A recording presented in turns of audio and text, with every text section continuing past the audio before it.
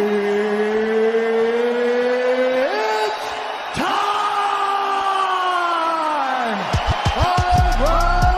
the undisputed UFC.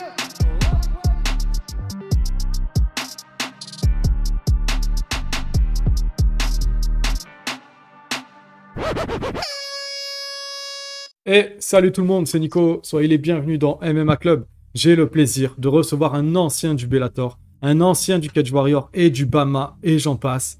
Et le 17 septembre, il sera en main event du Octagon 35, prétendant à la ceinture des middleweight, une sombre catégorie, on le sait. Il a 21 victoires, il a 7 défaites, il a plusieurs cordes à son arc, parce qu'il est également papa, il est également rappeur. C'est monsieur Alex Lohoré qui est avec moi dans MMA Club. Salut Alex, et sois le bienvenu. Ouais, merci pour l'introduction. C'est cool. C'est une très belle introduction. C'est vrai, là, bah, c'est bon, c'est cool, ça te fait plaisir, ça me fait plaisir. C'est parfait, c'est parfait. Écoute, moi j'ai vu que tu avais un profil qui était riche à appréhender, parce que t'es né en France, tes racines elles sont ivoiriennes, t'es de Zikiso, c'est ça? Ouais. Yes, si je me trompe Zikiso, pas. ouais. Zikiso. Et tu vis au Royaume-Uni, donc Ça, c'est du côté de ma mère. Yes, ok. Et t'es dans la musique, tu fais du MMA en pro. Voilà, donc avant de parler de tout ça, raconte-moi un peu quelle enfance tu as eue, où tu t'es construit. Moi, j'ai grandi dans le 93, à Bobigny. Exactement dans la cité de l'Étoile. Je sais pas si les gens connaissent, mais la plupart des personnes doivent connaître. À l'âge de 15-16 ans, ma famille décide de m'envoyer en Angleterre pour essayer d'un petit peu changer ma vie. Comme vous connaissez, dans le 93, c'est pas donné. Donc, je vivais une vie un petit peu mal droite, quoi. Ok. Et mes parents, ils voulaient me remettre dans le droit chemin, donc pour ma mère surtout, elle voulait me remettre dans le droit chemin, donc elle m'a envoyé en Angleterre chez mon oncle. Ok. Et c'est de là que j'ai commencé le MMA, en fait. Ok. Pas directement, mais après plusieurs années D'accord. en Angleterre, j'ai commencé le MMA après. Ok. Tu t'es construit à Bobigny et tu t'es construit où en Angleterre? À Londres, dans le sud de Londres, D'accord. exactement, dans une ville qui s'appelle Croydon. Ok. Ouais. Et ça veut dire quoi, Ayoija? Aïdja, ça veut dire merci d'être venu, merci d'être passé. Ah, ça faut que je le dise à la fin alors. Ouais, Faut que je voilà. le dise à la fin de l'interview. Ok. C'est comme un bienvenu, quoi. Ouais. Bienvenue, merci d'être passé. Dans les deux sens. Ouais. Avant Voilà, et après. ouais. Yeah, c'est cool. Ok. C'est quoi les moments clés de ta vie qui font l'homme que tu es aujourd'hui? Ben, déjà, avoir grandi où j'ai grandi, dans les années où j'ai grandi, parce que maintenant c'est vraiment différent. Quand je retourne en France, tout est différent, la manière d'être, tout est vraiment différent. C'est plus comme avant, surtout avec les téléphones. À l'époque, il n'y avait pas de téléphone, tout le monde était dehors, ça se retrouvait au quartier, il y avait plus de respect, de principe, il n'y avait pas de réseaux sociaux, donc... je suis un peu resté dans ma tête, je suis un peu à l'ancienne un petit peu quand je reviens en France. Et Ok. je suis un peu différent. Donc il y a ça déjà qui m'a marqué, qui m'a gardé mes bons principes. Ouais. Je pense que je suis parti au bon moment. Après, mon arrivée en Angleterre, apprendre l'anglais, devoir se démarquer, pas me démarquer, mais avancer ma vie, recommencer ma vie en fait à zéro. J'ai dû apprendre la langue, me refaire des nouveaux amis. Et voilà. Hein. À part la langue, c'est quoi la première chose que tu as dû, justement, quand tu dis repartir de zéro, c'est quoi la première chose que tu as dû refaire? La toute première chose, c'est mon mental. Parce que franchement, je ne voulais pas rester. Ouais. Et ça m'a pris au moins 1 an ou 2 ans. Bon, ça m'a pris plus qu'un an. Ça m'a pris au moins 2-3 ans avant de vraiment accepter que j'allais plus repartir en France, que j'allais refaire ma vie en Angleterre. Ah ouais. Bon, plus repartir en France en étant jeune. Ouais. Parce que maintenant, si je veux rentrer, je rentre, tu vois, je suis bien établi, tu vois. Mais oui, en fait, ça m'a pris 2 ans, 2-3 ans pour bien accepter et commencer à vraiment prendre ma vie en main et à avancer. D'accord. Commencer à me dire, faut que tu retailles à l'école, faut que tu apprennes l'anglais, faut que tu te cherches, trouve un travail, voilà. Ouais. Et d'acquérir l'anglais comme ça et tout, rapidement, ça a dû être bon pour la confiance et tout, pour te remettre justement de l'avant, ça aide, non? Ouais, ouais, ça m'a pris du temps, c'était dur au début. Comme on est des Français, nous, on aime bien se moquer, hein. Les Français aiment bien se moquer. Donc, tu arrives dans un pays, tu parles pas anglais, t'es un peu bloqué. Ça veut dire, on n'a pas envie que les gens ils se moquent de toi. J'avoue. Donc, j'étais un peu réservé au début. Mais après, c'est bon. Après, avec le temps, j'avais plus le choix de toute façon. C'est cool. Ouais, c'est clair, c'est clair. Bah, c'est cool tout ça. J'avais un petit peu de chance parce que je venais de la France et je connais l'accent français. Les Anglais, ils aiment bien. Donc, voilà, c'était un petit peu. Ça favorise Ça l'intégration. m'a aidé un petit peu d'être français. Yes. Ok, ok. Je disais, t'es rappeur un petit peu à côté de ça. Tu te fais plaisir. La musique, c'est venu comment et quand? Ouais, la musique, c'est juste un passe-temps, hein. C'est bon, depuis jeune, on faisait des petits raps quand j'étais en France et tout ça. On a fait quelques trucs à l'époque. Et franchement, c'est plus pour s'amuser. C'est plus un passe-temps. Euh, Moi aussi, je l'utilise aussi un petit peu pour me motiver. Donc, je me parle à moi-même dans mes sons. Ouais. Parce que des fois, ça arrive beaucoup d'oublier qui on est, d'oublier ce qu'on a fait, d'oublier notre passé. Et Yes. j'aime bien aussi utiliser mes sons pour mes entrées de combat. Yes. Comme ça, je reste focalisé sur mon objectif. Que c'est très facile de se perdre pendant les combats et d'avoir la pression et de pas vraiment suivre le game plan, quoi. Ok. Donc, avec le son, en rentrant dans la cage, ça me ça me refocalise et ça me garde droit. T'étais à l'UFC Paris. Est-ce que tu considères qu'il y a eu un avant et un après dans l'histoire du MMA moderne avec cet événement? Bah oui, ça a marqué l'histoire quand même. Ouais. La France, ça fait des années qu'on essaye de légaliser ce sport, qu'on dit qu'on a un public de fou, qu'on a des combattants de fou, que le MMA c'est pour nous, on est des bagarreurs. Les Français ils aiment bien la bagarre. Donc on ne sait pas pourquoi ça n'a jamais été. Bon, ça a pas été, c'était pas légal avant, maintenant c'est légal. Donc avoir ce premier événement avec l'UFC et faire ce qu'on a fait, parce que je me tiens aussi parti, j'étais là, j'étais dans le public, le bruit, le soutien, le monde qu'il y avait, l'ordre déjà, il y avait beaucoup d'ordre, il n'y a pas eu de bagarre ou truc comme ça de ce que j'ai vu. Tout le monde a vraiment passé un bon moment. En plus, tous les Français, ils ont gagné. Il n'y a pas mieux. Pas Yes. mieux. C'était vraiment un bon événement et une belle chose pour la France et pour le sport de MMA en France. Yes. Ouais, c'est cool. C'est vrai que c'est cool.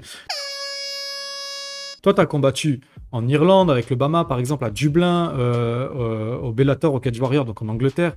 Et aussi, souvent, tu combats là d'où vient ton adversaire. Et ça introduit un petit peu ton prochain combat qui aura lieu en République tchèque contre un Tchèque.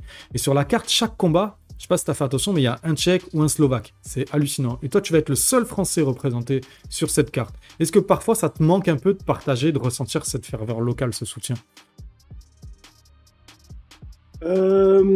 Bah oui, bah c'est sûr que ça manque de ne pas avoir son public, mais j'essaie plus de me focaliser sur moi-même et de gagner en fait des fans du public extérieur en fait. Ouais. De montrer ma vraie personne et essayer de faire qu'ils m'aiment pour moi-même en fait. Ok. Et qui me soutiennent pour moi-même. Et des fois, ça marche, il y en a qui me soutiennent, et voilà quoi. Ok, ok, c'est cool. C'est où que tu ressens que ta ferveur, elle prend de plus en plus? C'est dans quel pays, par exemple? Que je prends, Que ça a le plus marché, la ferveur et tout, que tu as ressenti un vrai soutien? ben là en ce moment, en République tchèque, hein. République tchèque, franchement, Au taquet? je marche dans la rue, les gens, ça m'arrête ça m'arrête pour prendre des photos. Ils me suivent vraiment sur les réseaux. Quand je viens combattre, vous pouvez regarder mes combats, bon, surtout mon dernier combat, quand on dit mon nom au début du truc, c'est comme si j'étais à la maison, Ouais. ça crie pratiquement pareil pour moi que pour mon adversaire. Yes. Pourtant, mon adversaire, c'est un gars de chez lui. C'est qui clair. va chez lui. Donc, franchement, les Tchèques, ils me soutiennent vraiment le plus. C'est eux le plus qui m'ont soutenu en étant un étranger, ne venant pas de chez eux. Ok, c'est une bonne chose ça. Et après j'ai vu après ton dernier combat gagné par TKO, j'ai vu que Octagon, alors je dis pas qu'il souhaitait organiser une revanche avec Carlos Vemola, j'ai pas la certitude, mais j'ai vu après le combat, ça a un peu titillé, tu vois. Est-ce que c'est parce qu'il est monté en light heavyweight que ça s'est pas fait? Franchement, le combat avec Vemola, ils veulent le faire parce que c'est un combat pour les fans. Les fans, ils veulent vraiment le voir. Mais ouais, on verra avec le futur. Hein. Je sais Ok. pas en fait. Pour l'instant, tu sais pas. De toute façon, là, t'es focus sur autre chose, donc. Ouais, voilà, je suis focus Ok. sur autre chose en ce moment. Voilà, je suis focus sur mon prochain adversaire et après ça, on verra la Ok, suite. ok. Hein. Donc là, ouais, effectivement, tu vas affronter Patrick Chinkel, je sais pas si je prononce bien. Une seule. Kinsel. Kinsel. Ouais, Lui, il est sur 17 victoires c'est et comme 3 ça que défaites. je disais. Ok, ok. Il est sur 17 victoires. Il a 3 défaites sur ses 20 derniers combats, en tout cas. Ça fait beaucoup de victoires. Le trash talk, il a largement commencé. Il a dégainé le premier. Il a dit qu'il allait te finish là où Vemola, il n'avait pas réussi. Toi, tu as répliqué durement. Tu as dit que tu allais venger de toutes les violences policières qu'on t'a infligées dans la vie. Ça faisait référence à son surnom, qui est l'inspecteur. Tu as annoncé un finish au premier round. Et t'es dans quel état d'esprit derrière tout ça? Ben, je suis prêt. Hein. Mon état d'esprit, c'est de ramener tout, en fait, de tout donner, ramener toutes mes techniques les plus violentes que je peux avoir, que je peux utiliser. Et voilà, je suis prêt. On s'est bien préparé. On continue à se préparer. Bon, on est sur la fin de la préparation, donc tout le travail dur, il a déjà été fait. Et voilà, hein. Je suis Ouais. prêt et je suis impatient d'y être. Ok, ok. Je voudrais faire une petite parenthèse, vite fait, mais pas vite fait, même juste une parenthèse, tu prends le temps qu'il faut. Tu vois, les violences policières, c'est quelque chose que... Est-ce que c'est quelque chose que tu as subi longtemps? En grandissant dans le 93, dans le ghetto, c'était un peu difficile, oui, on en a subi beaucoup. Hein. Ouais. Surtout dans le quartier où j'habite, il y avait toujours la police qui venait, ils nous arrêtaient, ils nous cherchaient, ils nous fouillaient, tout ça, ils nous menaçaient. C'était un peu, c'était un peu, un peu chiant, quoi. Ouais. Même après, en étant adulte, quand je revenais en France voir mes amis, bon, je suis descendu 2, 3 fois avec 2, 3 belles voitures. Et dès qu'ils voyaient ça au quartier, ils venaient, ils descendaient, ils ont même pointé un pistolet sur moi. Je suis devenu fou une fois. Ok. J'ai failli perdre la tête. J'aurais dit, Ouais. vous êtes des fous. On n'a pas le droit d'avoir des belles voitures. Oui, mais ils m'ont dit, oui, mais ils m'ont dit quoi? C'est truc terroriste, je sais pas quoi. On est en alerte. Donc, après, ils ont fouillé la voiture. Ils ont vérifié le châssis, tout. Ils croyaient que c'était une voiture volée. Pas quoi. Puis j'avais un ami d'Angleterre qui était venu avec moi. Ouais, ouais, ça fait longtemps qu'on en subit, en fait. Ok. Et Même ici en Angleterre, il y en a eu aussi des petits problèmes. J'ai eu quelques problèmes ici. Par exemple, j'ai des chiens à la maison. Les voisins, ils sont un petit peu jaloux. Donc, ils ont appelé la police pour dire que j'ai des chiens chez moi qui sont illégaux, je sais pas quoi. Donc, la police sont venus. Ils ont pris mes chiens, ils les ont gardés au moins 1 an. pardon? Après, ils les ont rendus, ils sont excusés. Et puis, voilà. Attends. Et après, bon. Attends, non, ça va pas. Ça va pas, cette C'est histoire. des histoires avec... Ils ont gardé tes chiens 1 an? Ouais. Et pourquoi? Parce qu'ils faisaient des tests pour voir si c'était des pitbulls ou c'était pas des pitbulls. Et après, ils ont vu que c'était pas vraiment des pitbulls, donc ils les ont rendus. Et voilà. 1 an? C'est ouf. Ouais. Ah, mais des chiens, des fois, on aime... Des fois, je vais pas dire de bêtises, mais des fois, on aime son chien peut-être pas autant que son enfant, mais voilà. Et moi, ça m'a fait... rendu fou. Mais c'est ça.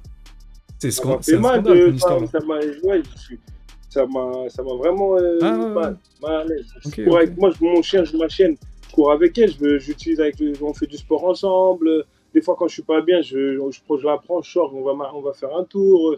Tu vois, c'est quand même meilleur ami, un Bah, chien. Tu vois. carrément. Donc, Ouais. ouais. Bah, tu vois, la parenthèse valait la peine d'être posée parce que ton histoire, elle est sombre. C'est dur, ça. Ouais, c'était dur, mais bon. C'est passé, maintenant ils nous ont tout rendu. C'est fini, ça? Ouais, et voilà, hein, maintenant on avance, on continue à avancer. Ok, tranquille. Ok, c'est cool. Et bon, je reviens un petit peu sur le même à la parenthèse, elle est terminée. Toi, partout ou presque où tu es allé, voilà, tu as eu soit une chance au titre, soit le titre. Qu'est-ce que tu ressens en fait de pouvoir obtenir ce titre après 5 combats dans cette organisation? Quelle saveur particulière elle a de plus que les autres? Et je te demande ça parce que tu vois, à part l'UC MMA, là où tu avais un petit peu commencé, tu jamais dépassé 5 combats dans la même orga. Et là, ça pourrait être le cas en cas de défense de titre par la suite. Euh, Pouvoir obtenir ce titre, c'est un autre, c'est une autre gloire pour moi, en fait, pour ma carrière, pour, euh, pour, euh, pour remettre les points sur les i, quoi, pour dire que c'est pas fini, je suis toujours là, que je suis toujours en train d'évoluer. C'est vrai que les 3 dernières années, ça s'est pas vraiment bien passé pour ma carrière. Il y a eu des hauts et des bas parce que j'étais en plein milieu de changer d'équipe, de trouver les bons coachs et tout remettre en place, refaire mon style et tout ça. Mhm. Et finalement, maintenant, tout est redevenu en ordre, revenu en ordre. J'ai une bonne équipe derrière moi, j'ai des bons gars. Euh, donc vraiment, je pense que là, c'est le bon moment pour récupérer cette ceinture et pour continuer à évoluer dans ma journée. Ok. Là, tu pointes du doigt un truc vachement important quand même, c'est l'entourage, les choix, Ouais. tout ça. Qu'est-ce- si je peux me permettre, est-ce que t'étais pas bien ou est-ce que juste t'as dû changer parce que je sais pas, t'as déménagé ou c'était pas pratique? Il y a eu quelque chose en particulier? Ben, c'était juste que voilà, j'étais pas bien. C'est que l'équipe que j'avais était plus au niveau, ils suivaient plus le niveau D'accord. où j'ai allé en fait. Ok. C'est-à-dire qu'ils étaient un petit peu en dessous Ouais. et qu'ils n'avaient pas vraiment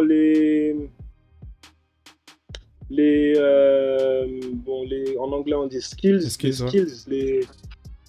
Ouais, je les dis skills, pareil. comment dire, Je dis pareil. voilà. Donc, ouais, les attributs, quoi.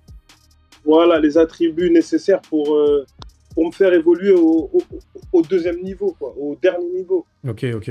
Donc il fallait que je trouve mieux, et il fallait que je trouve une équipe qui pourrait se focaliser sur moi, en fait. Donc, t'as Et c'est fait. ce que j'ai Ok. fait. J'ai pris des coachs individuels qui se focalisent juste sur moi. Et bon, ils ont des autres personnes qui entraînent, mais quand ils sont avec moi, c'est focalisé sur moi et c'est tout. Ouais. T'as besoin comme ça Et c'est ça que j'ai fait, en fait. Je suis plus dans une salle où il y a beaucoup de combattants, tout ça. Je suis plus. J'ai un coach de boxe, j'ai un coach de grappling, il y a un coach de condition physique, il y a un coach de. Bon, il y a un physio, il y a un ostéopathe, il y a tout, tu vois. Tout Ouais. est. Et, et au bon. Tout le monde a sa place, Ouais. quoi. En fait, tu te Il dis, y a un ouais, coach mental, c'est et bien. voilà. Et maintenant, tout le monde se met ensemble, sans se mettre ensemble. On se met ensemble sans se mettre ensemble, c'est-à-dire ils travaillent tous ensemble à leur côté pour créer le produit. Ok, Mais moi, quoi. ok. En fait, c'est cadré autour de ta personne et ça t'aide à te sentir bien avec tous ces éléments, quoi.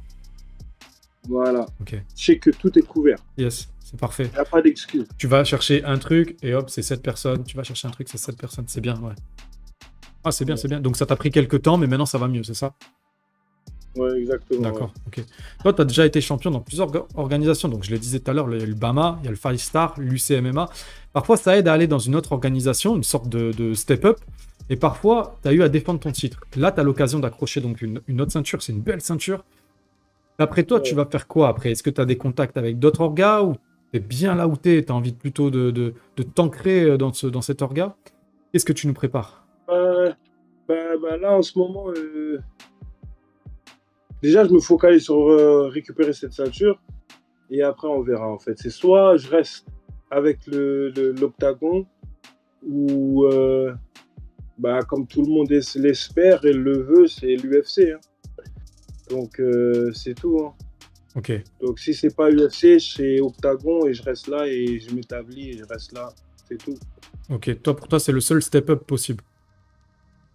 Ouais, parce que je pense qu'il n'y a pas plus haut après. Hein. Ouais, ok. Octagon, je pense que, bon, ils viennent d'arriver, ils sont pas trop connus, mais l'organisation a un gros potentiel. Ils ont un gros suivi sur les réseaux sociaux, ils ont un gros suivi en tant que juste personne. C'est-à-dire quand ils font des shows, quand ils font des galas, c'est toujours rempli. Ah, c'est propre. Ça fait à peu près la même chose que l'UFC. Ouais. quand je suis parti, bon, à l'UFC Paris, bah, c'est à peu près le même nombre de personnes, même plus, qui viennent, qui sont là au combat Ok. au gala de Octagon. Ok. Et c'est du 20 000 personnes, 18 000 personnes, Ouais, c'est c'est lourd. rempli. Ouais, Ouais. ouais, c'est lourd, c'est lourd. C'est vraiment lourd. Ok. Ouais, donc effectivement, tu ne te vois pas. Ouais, j'allais parler d'autres orgas, mais effectivement, ouais, tu ne te vois pas repartir un petit peu en arrière ou juste aller dans une orga française juste pour, voilà, je sais pas, recommunier un peu avec la communauté. Non, tu te vois directement à l'UFC si on te propose. Ça. Ouais. Ok, ok, ok. Est-ce que tu voyages beaucoup?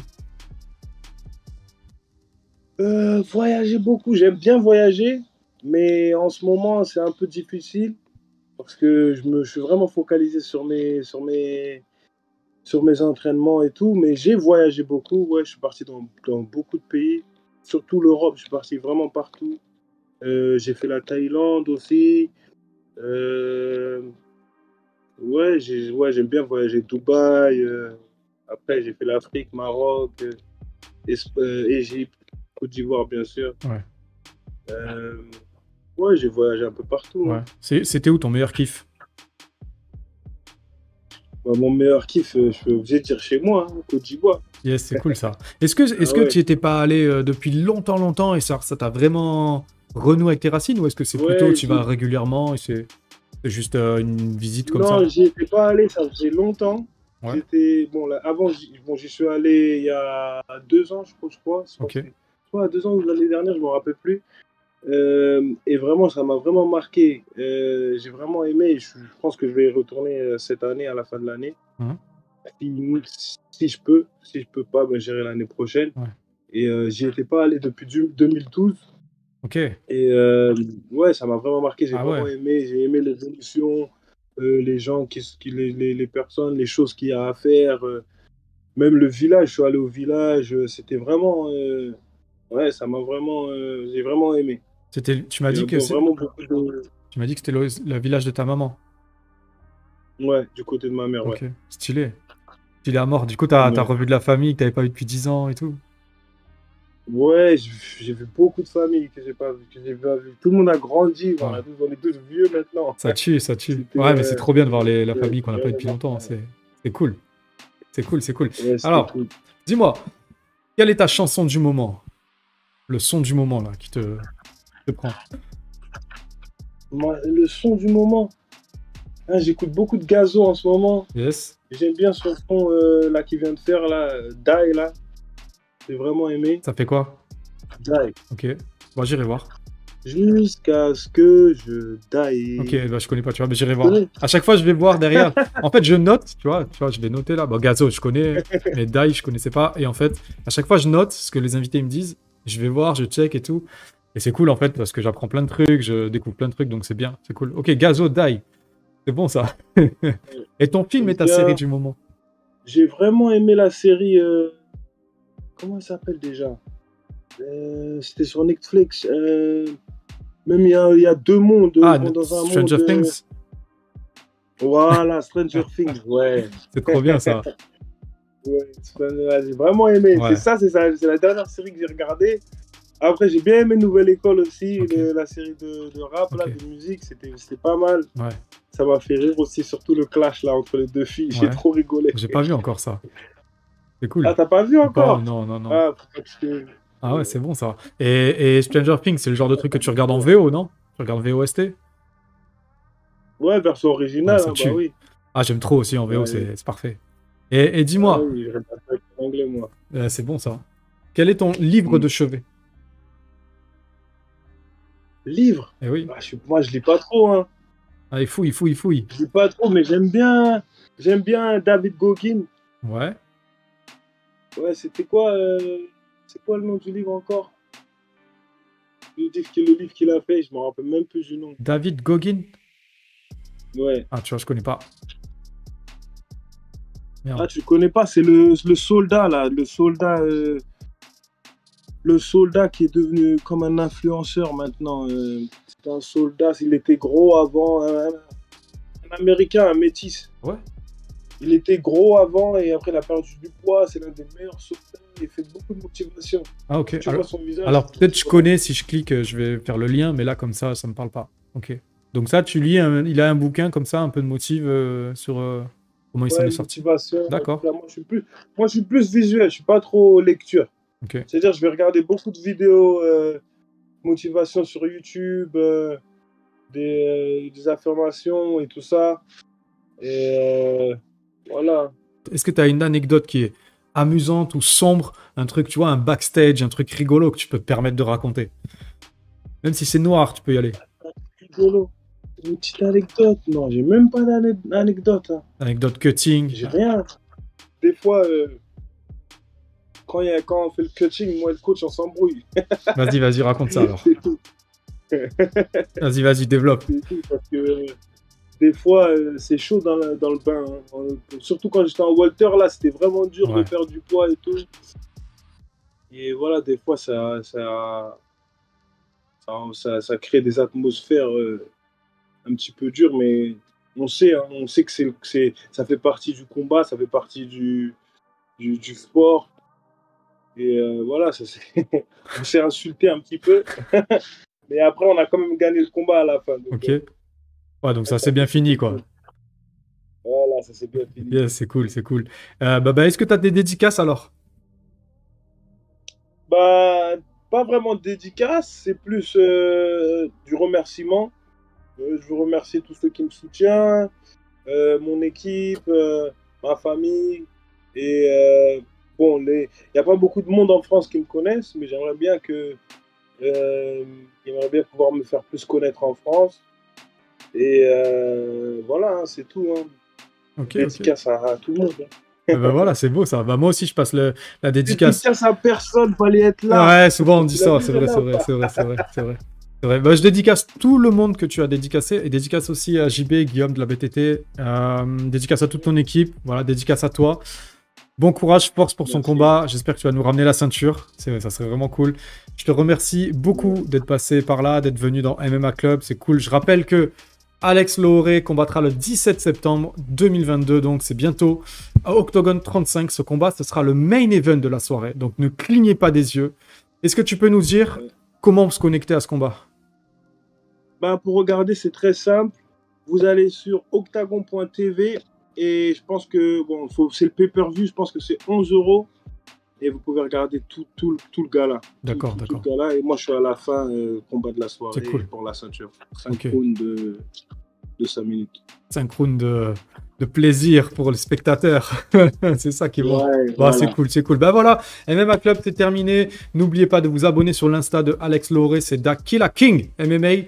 Si c'est pas fait, dépêchez-vous, allez le faire. On se retrouve bientôt et comme d'habitude, je vous fais des gros bisous.